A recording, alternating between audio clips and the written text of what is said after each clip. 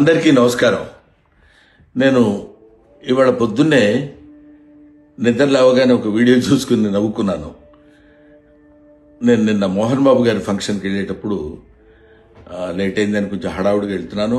అంతలోకే దయాన్ని ఎదురయ్యాడు. ఏదో పిచ్చపాటే మాట్లాడుకున్న తర్వాత రాన్న ఫోటో తీసుకుందాం అంటే వద్దండి ఫోటో వద్దాం అని చెప్పేసి నేను చకచక లోపలికి వెళ్ళిపోయాను.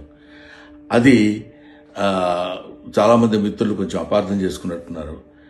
దయాకర్ గారితో నాకు 30 ఏళ్ల సంబంధం ఉంది. మంచి మిత్రులం. నేనంటే ఎంతో అభిమానంగా ప్రేమగా చూస్తుంటారు. మేము కూడా ఎంతో మాట్లాడుకుంటాం. ఫ్యామిలీ ఫ్రెండ్స్లా ఉంటాం. అటువంటిది సరదాగా ఆయనతో నాకున్న చనువుతోటి నేను ఉండండి అని చెప్పేసి చేయిలా తోసి వెళ్ళిపోతే దాన్ని నేను ఆయన ఏదో కావాలని తోసినట్టు ఏదో ఒక రకమైనటువంటి మిస్అండర్స్టాండ్ తోటి మిత్రులు, మీడియా మిత్రులు అలాగే దాన్ని అపార్థం చేసుకున్నారు. అలాంటిది కాదు. ఆ తర్వాత కూడా ఫంక్షన్లో నేను ఆయన చాలాసేపు మాట్లాడుకున్నాం. అంతకుముందు మాట్లాడుకున్నాం.